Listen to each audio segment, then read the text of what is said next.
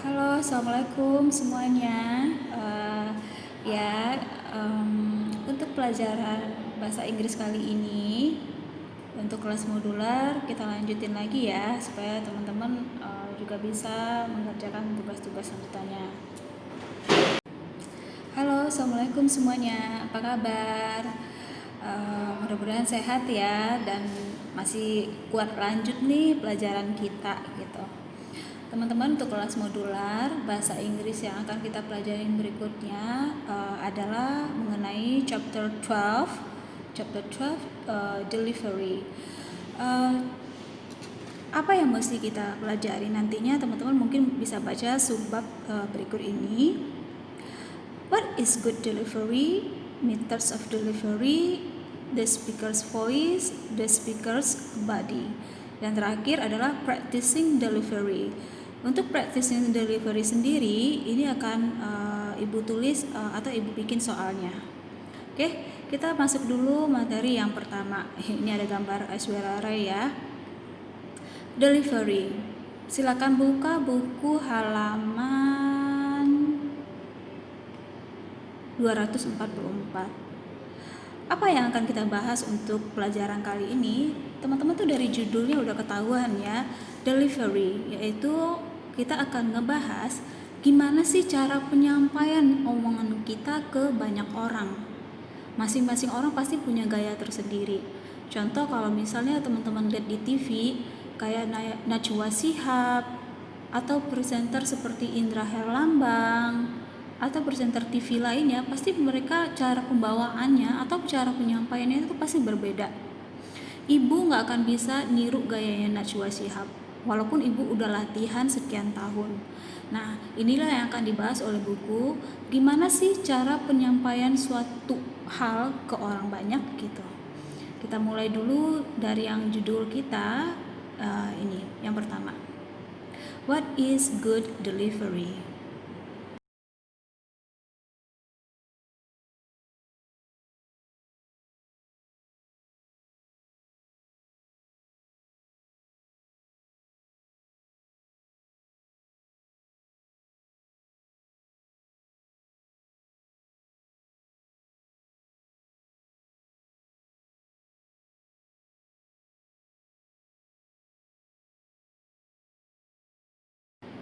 Oke, masuk materi ini kita akan bahas satu-satu dulu ya. Silakan dibaca paragraf pertama ini. Good delivery doesn't call attention to itself. It conveys the speaker's ideas clearly, interestingly, and without distracting the audience. Most audiences prefer delivery that combines attributes of a conversation.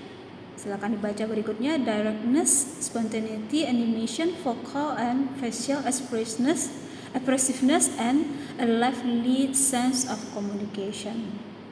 Oke, kata buku, delivery itu sendiri adalah gunanya untuk menyampaikan apa isi kepala si pembicara. Lanjut yang berikutnya. Dan singkatnya di buku dijelasin sebenarnya kemampuan kita untuk menyampaikan sesuatu hal itu nggak mesti ngikutin rules yang ada, tapi seiring berjalannya waktu kalian bisa belajar dari pengalaman yang ada. Tapi di buku bakal dikasih tahu gimana sih delivery itu sebenarnya. Kita masuk pada halaman 245, Methods of Delivery. Kita baca dulu paragraf pertama. There are 4 basic methods of delivery. 1. Reading verbatim from a manuscript. 2. Reciting a memorized text. 3. Speaking impromptu. And 4. Speaking extemporaneously. Dari 4 hal ini, Ibu yakin deh, teman-teman pasti pernah melakukan cara-cara delivery ini. Kita mulai dulu dari yang pertama. Reading from a manuscript. Silakan dibaca yang berikut ini. Oke. Supaya lebih tahu atau lebih jelas apa yang dimaksud dengan manuskrip itu kalau dalam bahasa kita artinya teman-teman menyampaikan sesuatu berdasarkan naskah yang kalian baca. Coba kita lihat paragraf pertama ini. Certain speeches must be delivered word for word according to a meticulously prepared manuscript. Jadi kalian membaca naskah, apa yang tertuang di naskah itu yang dibaca. Biasanya apa contohnya Bu orang membaca naskah tersebut? Contoh ketika presiden membacakan proklamasi atau ketika presiden membacakan kebijakan-kebijakan negara. Artinya semua yang tertera di naskah tersebut harus kita ucapkan atau kita sampaikan. Gak boleh kita karang sendiri gitu. Atau teman-teman menambahkan atau mengimprovisasi isi naskah tersebut. Oke. Yang kedua, delivery yang kedua adalah reciting from memory. Kita akan baca dulu paragraf pertama. Cara yang kedua ini adalah teman-teman mengingat atau membaca isi pidato kita, apa yang udah kita ingat gitu. Tadi maksudnya dari reciting from memory, maka akan dijelaskan dalam buku ini pada paragraf kedua. If you are giving a speech of this kind and want to memorize it, by all means do so. Be sure to memorize it so thoroughly that you will be able to concentrate on communicating with the audience. Biasanya orang-orang melakukan cara ini adalah ketika dia tampil dia sudah mengingat apa yang mau dia bacakan gitu, tapi dia nggak pakai naskah gitu. Nah ini agak berbeda sedikit dari yang pertama tadi ya. Oke, cara yang ketiga adalah speaking impromptu. Ini mungkin cara yang berikutnya, speaking impromptu. Impromptu dalam bahasa kita, ayo ada yang tahu apa? Ayo. Impromptu artinya adalah dadakan.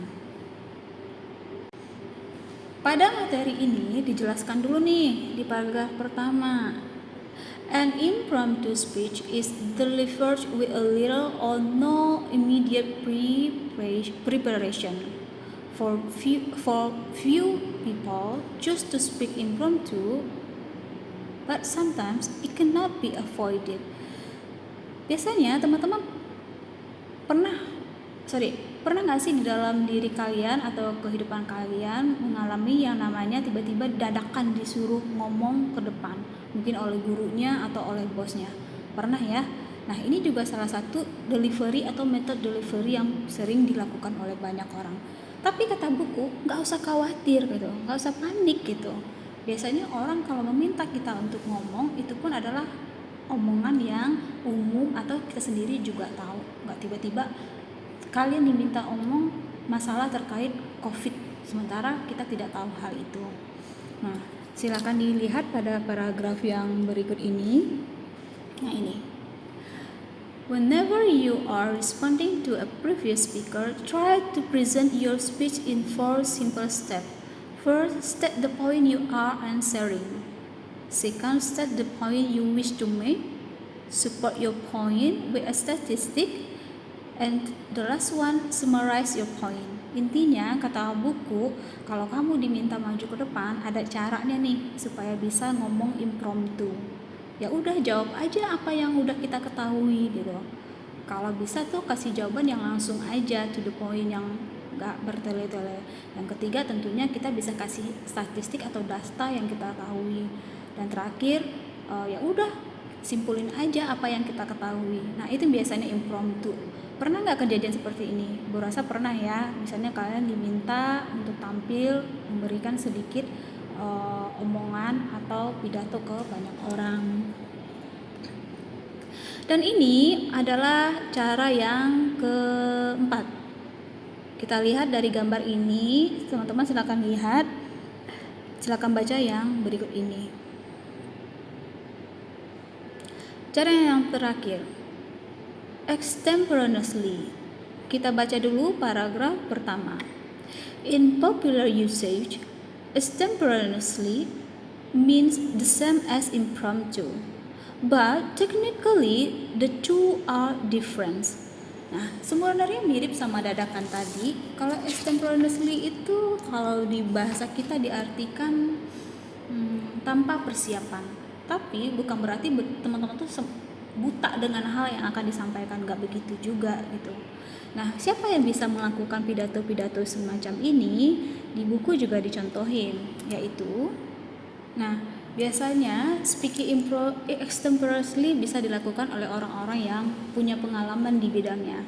Misal, teman-teman bisa melihat seorang guru yang udah expert untuk menyampaikan tentang materi geografi misalnya. Nah, disuruh tanpa persiapan mereka udah bisa gitu.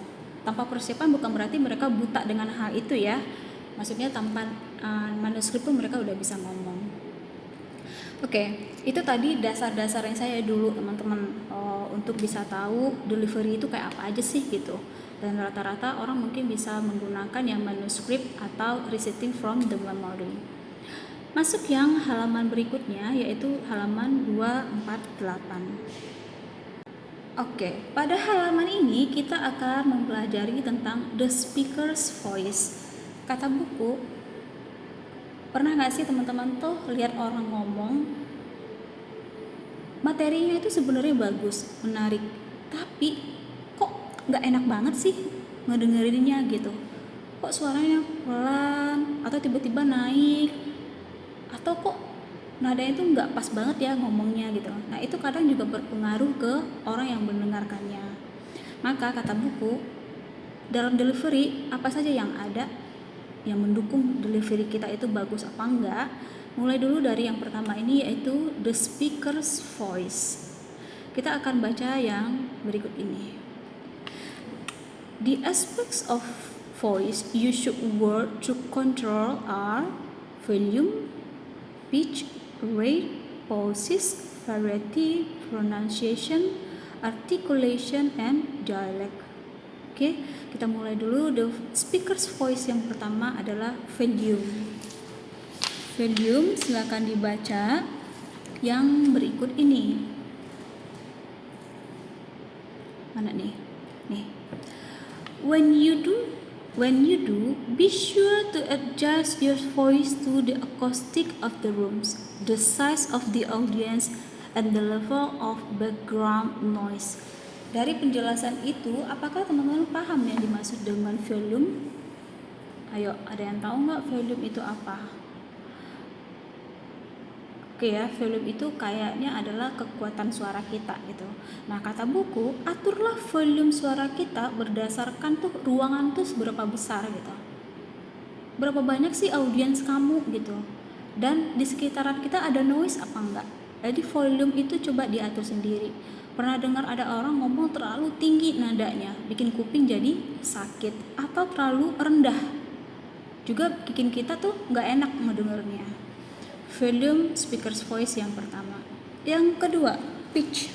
Ada yang tahu yang dimaksud dengan pitch? Yo, apa? Pitch adalah nada. Pitch is the highness or lowness of the speaker's voice. The faster sounds waves vibrate, the higher their pitch, the slower they vibrate, the lower the speech. Jadi tuh nada tuh agak beda sama yang volume tadi gitu. Nada tuh kayak gini nih. Kata buku, kalau semakin tinggi getaran suara kita, maka nadanya tuh juga semakin naik gitu. Jadi nada tuh kayak gimana kalau contohnya? Oke, gitu. Ada orang yang ngomong seperti itu kan? Akhirnya ada juga yang ngomong biasa aja. Oke. Nah, tadi atur sendiri pitch teman-teman ketika ngomong ke orang lain. Yang dimaksud dengan pitch adalah nada. Yang berikutnya, rate. Ada yang tahu rate apa? Rate yaitu kecepatan. Rate refers to the speed at which a person speaks. Kata buku lagi, kalau di Amerika sana, biasanya rata-rata orang akan membaca 120 sampai 150 kata per minute. Pernah dengar orang ngomong terlalu gitu sampai kita sendiri nggak paham apa dia omongin. Kalau ibu sih pernah punya pengalaman ketika ngedengar ada satu liputan live dari stasiun televisi. Nah, ketika si reporter mau ngomong itu cepet banget sampai kita sendiri tuh nggak dengar. Tadi dia ngomong apa sih, nggak jelas banget deh. Terjadi kemacetan di Pantura. Nggak jelas. Ternyata omongannya adalah terjadi kemacetan di Pantura. Nah, mungkin ibu sendiri di rate juga kurang bagus gitu. Nah, artinya teman-teman coba latih sendiri gimana mengatur rate-nya. Yang berikutnya setelah rate apa nih? Ayo. Pauses. Ada tahu pauses apa? Ya, kita lanjutkan. Kata buku, pauses adalah ditahan. Kayak di mana sih? Maksudnya ditahan itu di mana sih? Bener nggak sih? Kita coba baca paragraf berikut ini. It can signal the ends of the thought unit, give an idea time to sink in, and lend dramatic impact to a statement. Oke, lanjut lagi. Lanjut membaca paragraf ini. Make sure you pause at the ends of the thought units and not in the middle. Otherwise, you may distract listener from your idea. Most important, do not fill the silence with or Kata buku kayak gini, ketika teman-teman mau delivery sesuatu ke orang, pause adalah salah satu yang mempengaruhi delivery kita itu. Jadi pause itu adalah pemberhentian yang paling tepat ketika ngomong. Jangan tiba-tiba misalnya ibu kayak gini nih ngebaca nih. Learning how and when to pause is a major challenge for most beginning speakers. Nah, itu nggak bagus pause-nya. Jadi berhentilah pada the end of the unit gitu, pada akhir kalimat gitu, jangan di tengah. Dan memang kebiasaan kita, bahkan ibu sendiri pun kalau ngomong masih ada maka cara terbaiknya adalah do practice. Berikutnya adalah vocal variety. Kita baca dulu yang berikut ini. Just as variety is the spice of life, so is it the spice of public speaking. A flat, litless, unchanging voice is just that lead to speech making as flat, listless. Jadi kata buku, tuh vocal variety tuh kayak tambahan ketika kita ngomong, bukan tambahan ya, apa sih? Kayak bumbu-bumbu dalam kita ngomong gitu. Teman-teman kalau ngomongnya tuh flat, listless itu tuh kayak apa? Lesu, nggak ada nadanya, orang juga bakalan males ngedengarnya. Nah, untuk lebih tahu cara vocal variety kita bagus apa enggak, coba deh baca yang berikut ini. Try reading this limerick aloud. Limerick itu adalah pantun jenaka. Coba deh kita sendiri, coba baca ini yang ada vocal variety-nya. Ibu nggak mau ngebacain, coba deh teman-teman sendiri yang baca ini. Apakah mungkin kita membacanya kayak begini? I said next to the Duchess at the it was just as I fear it would be. Itu seperti membaca buku biasa kan? Sementara ini adalah pantun. Nah, coba deh keluarin vocal variety-nya. Lanjut lagi yang berikutnya, yaitu pronunciation. Ada yang tahu pronunciation apa? Ayo, apa? Pronunciation adalah pengucapan. Ibu dan yang lainnya pasti pernah mengucapkan sesuatu tuh kayaknya kurang pas. Nah, teman-teman sendiri pasti juga pernah mengalami itu, dan itu biasa banget, nggak usah khawatir. Kita nggak ada yang bener, nggak selalu harus bener cara ngomong kita. Yang penting kita mulai selalu berlatih. Nah, ini adalah contoh-contoh kata yang ternyata kalau ngebacanya kita sering salah. Contoh kata dari artik gitu. Potongan kalimat yang benernya ternyata adalah ini, artik. Tapi kita cenderung ngomong artik.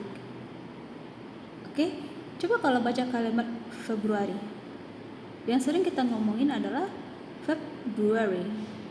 Tapi yang sebenarnya adalah February. Kerasa huruf R-nya.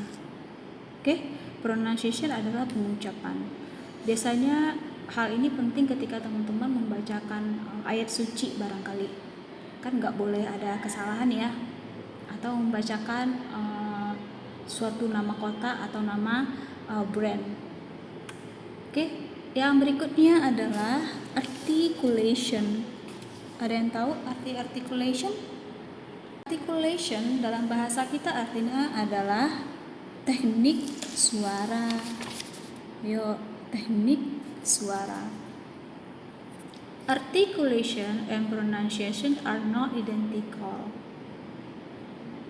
It is one of the several causes of mispronunciation, but you can articulate a word sharply and still mispronounce it. For example, if you say the S in Illinois or P in pneumonia, jadi articulation teknik suara kita tuh kayak gimana cara mengucapkannya. Nih, silakan dibaca nanti ya. Most of the time poor articulation is caused by laziness. Penyebab itu adalah macam-macam gitu. Articulation orang tidak jelas, dan biasanya itu berasal dari lidah si pembicara sendiri. Nah, ini yang sebenarnya sering artikulasi yang sering salah kita menyebutnya. Contoh dari kata don't know. Seharusnya kita membaca don't know, tapi ada yang membaca don't know gitu. Oke, lanjut lagi dialek. Silakan dibaca dialek berikut ini. Dialek yaitu most languages have a dialect, each with a distinctive accent, grammar, and vocabulary. Dialects are usually based on regional or ethnic speech patterns. Dialek adalah kekhasan seseorang ketika berbicara. Makanya tiap daerah kalau teman-teman sendiri ngomong pasti udah ketahuan, oh ini dari sini. Dan itu adalah hal yang tidak akan pernah bisa kalian ubah gitu. Mungkin kita agak bisa mirip dengan orang lain gitu, tapi tidak akan pernah bisa berubah. Karena apa? Ya itu tadi yang dibilangin gitu.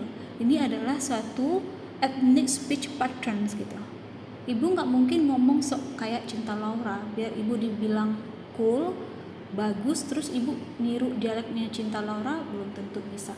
Nah, teman-teman sendiri, dialek itu sebenarnya bukan problem kita, tapi hanya dikasih tahu buat seorang dialeknya pasti akan berbeda. Oke, kita lanjut pada halaman 254, 254, the speaker's body. Oke, kita akan baca dulu yang berikut ini. How do you reach this conclusion? To a surprising extent, you reach them not on the basis of what people say with words, but because of what they say with their posture, gesture, eyes, and facial expression. Suppose you are sitting next to Amin and he said, "This is a great party. I'm really glad to be here with you." However, his body is turned slightly away from you, and he keeps looking at someone across the room. Kata buku singkatnya, sebenarnya apa yang ada di tubuh kita itu juga salah satu bentuk delivery kita ke orang lain. Kebayang gak sih teman-teman kalau seandainya kita ngomong tuh tanpa ada gerakan, postur itu posisi tubuh kita, eyes, dan facial expression kita. Kebayang gak kita ngomong tanpa itu? Pasti kaku banget dan orang pasti gak dapet feel-nya, karena dia orang ngomong apa sih gitu. Nah, sama ketika ada kalimat seperti ini, ketika itu disampaikan tanpa the speaker's body, maka hasilnya tidak akan bagus. Lalu kita lanjut yang berikut ini. Ini juga dijelasin di buku ya. Posture, facial expression, gesture, eye contact, all effects that ways listeners respond to a speakers. Oke, kita lanjut lagi. Apa saja yang ada di the speaker's body? Selain itu adalah yang pertama, personal appearance. Oke, kita akan lanjut membaca yang berikut ini.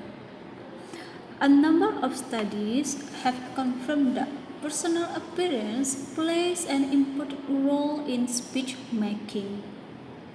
Nah, personal appearance itu kalau mau Ibu kasih tahu, yaitu mungkin bisa kita mengartikan wibawanya si pembicara tadi. Personal appearance, penampilan dari si pembicara tadi. Oke, lanjut lagi. Silakan baca dulu yang berikut ini. Listeners always see you before they hear you. Just as you adapt your language to the audience and the occasion, so should you dress and grow appropriately. Teman-teman percaya kan kalau personal appearance seseorang itu mempengaruhi pendengar untuk melihat kita atau mendengarkan kita? Kalau Ibu iya. Misal teman-teman melihat seorang pembicara tuh bagus ya, omongannya bagus, tapi penampilannya urakan maksud Ibu tuh seperti tidak menghargai penontonnya, pasti nggak akan mau kan, pasti menilai personal appearance-nya buruk. Nah, kata buku betapa personal appearance itu berpengaruh dalam delivery. Yang berikutnya adalah movement. Tadi kita baca, novice speaker are often unsure about what to do with their body while giving a speech. Some pace non-stop back and forth across the podium, fearing that if they stop, they will forget everything. Nah, delivery movement juga berpengaruh dalam delivery. Perhatikan deh, seperti apa teman-teman mengatur pergerakan tubuhnya, ke kiri, ke kanan, apa segala macam. Karena itu tuh juga memberikan dampak ke orang yang melihat kita. Nah, untuk lebih pahamnya silahkan baca yang berikut ini. As important as how you act during the speech is what you do just before you begin and after you finish. As you rise to speak, try to appear calm, poised, and confidence. Poise itu artinya tenang. Oke, aturlah movement kita atau bodily action kita dengan baik. Yang berikutnya tentu adalah gesture. Ini kayaknya semua orang udah tahu ya. Tanpa Ibu jelasin, teman-teman pasti udah tahu maksud dari penjelasan ini. Kita baca yang ini berikut dulu. Gesturing stands to work itself out as you acquire experience and confidence. Itu tuh memberi gesture gerakan tubuh juga berdampak yang baik terhadap delivery kita sendiri. Nah, gesture apa misalnya? Tubuh, mata, bibir dan yang lainnya. Nah, kalau yang mata dijelaskan di yang berikut ini. Eye contact. Kita baca dulu yang berikut ini. Pada materi ini dijelaskan, sampaikanlah sesuatu dengan eye contact yang menyenangkan, personally and pleasantly. Teman-teman tuh jangan sampai menatap audiens tuh dengan cara melotot atau membuat si penontonnya sendiri tidak nyaman ya, tapi dengan tatapan yang penuh perasaan atau apa gitu. Ini kalau dicontohin gimana ya Ibu ngeliatinnya? Nah, teman-teman pasti kebayangkan yang eye contact itu seperti apa, yang ramah dan membuat orang nyaman dengan tatapan kita, yang ada rasa menyampaikan dengan baik dan pendengar pun enak mendengarkannya.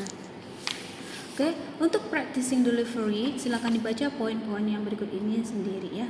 Tapi rata-rata practicingnya untuk yang paling utama adalah hanya satu, latihan terus, latihan, nggak ada cara lain.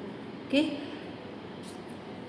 Ibu rasa materi ini cukup. Untuk yang berikut ini nanti Ibu skip, tidak perlu dipelajarin. Nah, apa tugasnya nanti akan Ibu sampaikan dengan cara terpisah. Nah, teman-teman, ini adalah chapter berikut dari pembelajaran kita ya. Ibu harap teman-teman bisa paham dengan apa yang Ibu sampaikan. Pastinya harus paham ya. Harus paham chapter 12 delivery. Ternyata dalam buku disampaikan kita mesti kayak gini kalau ngomong sama orang. Jangan lupa apa. Dan Ibu rasa pun mungkin Ibu juga punya ada kekurangan, delivery Ibu belum bagus atau apa. Oke? Demikian chapter 12 yang Ibu sampaikan. Sampai jumpa. Terima kasih.